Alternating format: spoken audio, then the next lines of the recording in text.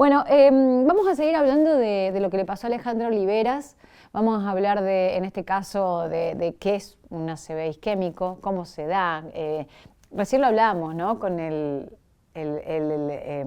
periodista y médico especializado en gerontología, que nos decía que no siempre, no está relacionado siempre el boxeo al ACV, que el ACV se da por otras cosas. Y lo vamos a hablar con un especialista, ni más ni menos que el doctor Iván Aznar, que es neurocirujano, a través de nuestro móvil. Marce, adelante, los escuchamos.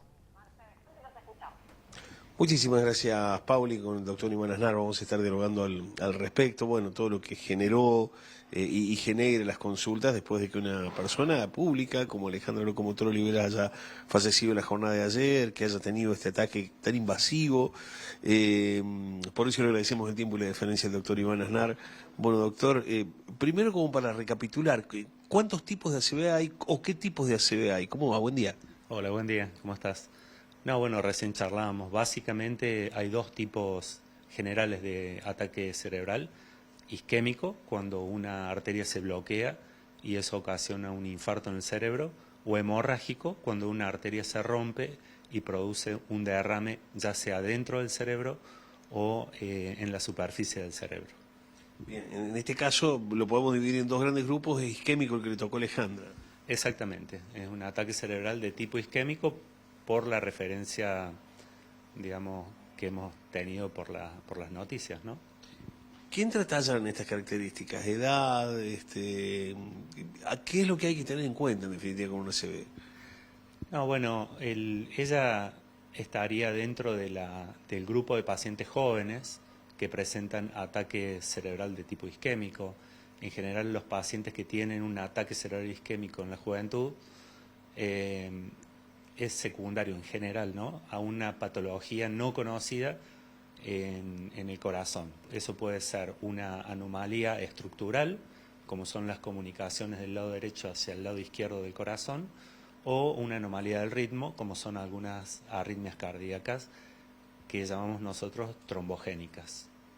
La actividad que se llevaba, un deporte por allí, el deporte de los puños, puede llegar a generar algún tipo de golpes, de preparación que haya tenido, características como esta, o lo toman como el azar, por un hecho episódico.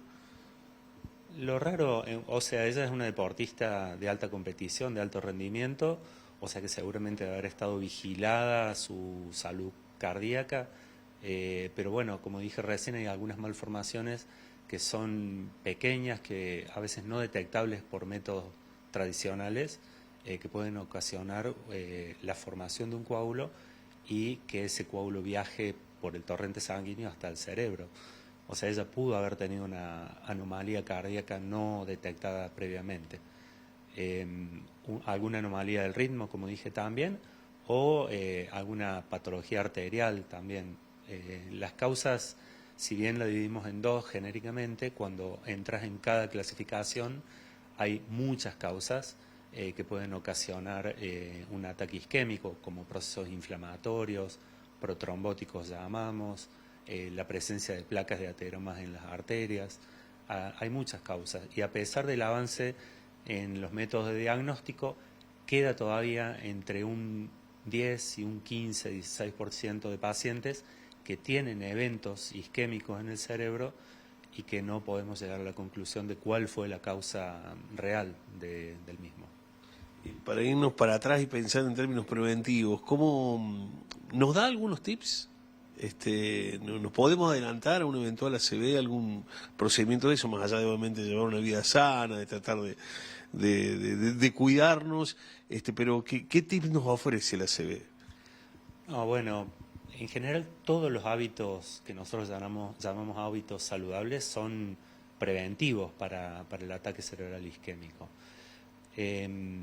Todos aquellos hábitos que tengan que ver con la salud vascular son preventivos para el ataque cerebral isquémico. Pasa que uno por ahí lo minimiza a decir, bueno, tengo un hábito saludable como hacer una actividad física, mantener ir a controles si soy un hipertenso, ajustar el tratamiento si soy diabético, no fumar.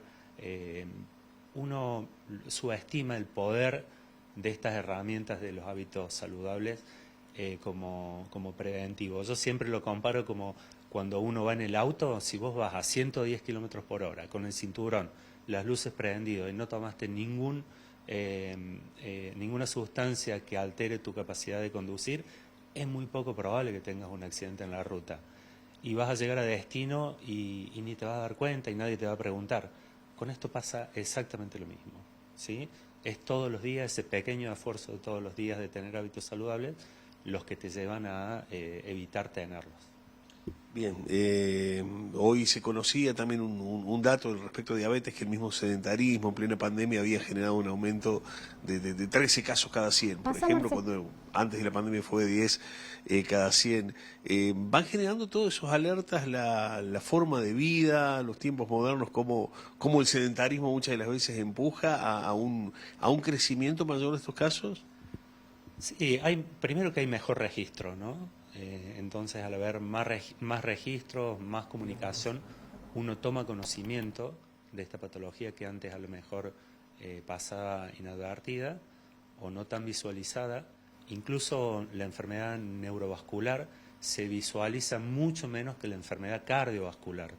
En la mayoría de los hospitales o de los centros privados y en los públicos también, existen unidades coronarias establecidas de hace muchos años y en neuro todavía nos cuesta crear una conciencia sobre esta enfermedad, sobre la presencia de la enfermedad, que mejor dicho, sobre la presencia de la enfermedad sabemos, pero lo que ha cambiado mucho en los últimos 20 años es el manejo agudo.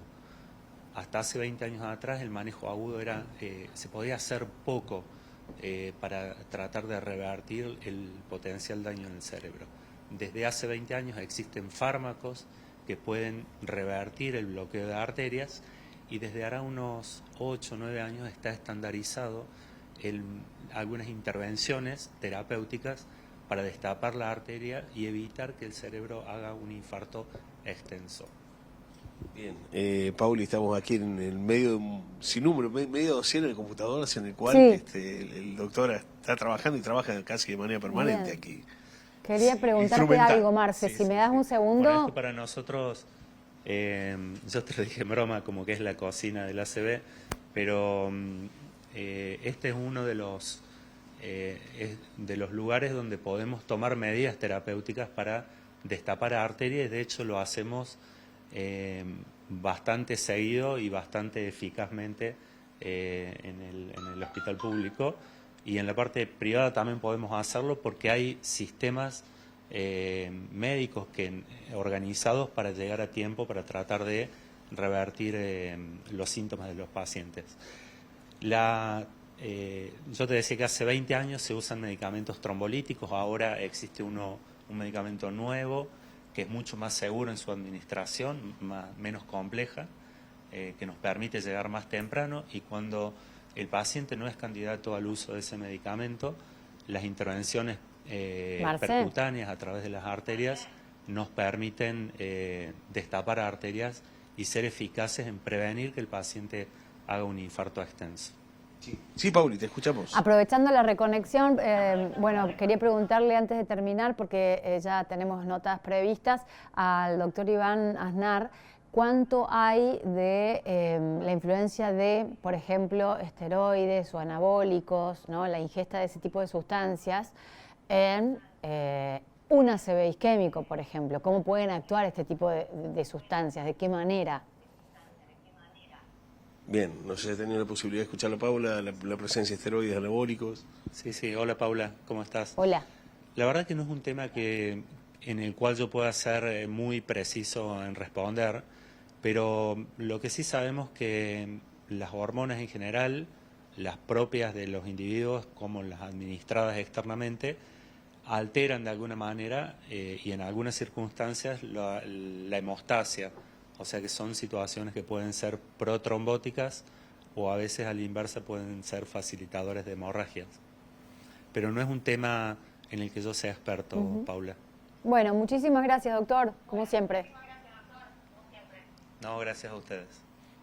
Gracias, grande, Marce. Pauli, muchas Hasta gracias. luego. Bueno, ahí estaba entonces el doctor Iván Aznar, neurocirujano y bueno, especialista, explicando qué es un ACV isquémico y fuimos como sacándonos dudas y prejuicios, ¿no?, de lo que pasaba en torno a locomotora, qué pasaba con el boxeo, con el traumatismo permanente, con cómo es que termina con un ACV isquémico, qué hay de cierto en la influencia de la ingesta de anabólicos o esteroides. Y bueno, y fuimos descubriendo que hay algunas cosas que alteran, que predisponen, pero fundamentalmente el estrés, y nos dijeron 2 médicos hoy que es el que predispone a una ACV, a que de golpe a los 47 años te mueras.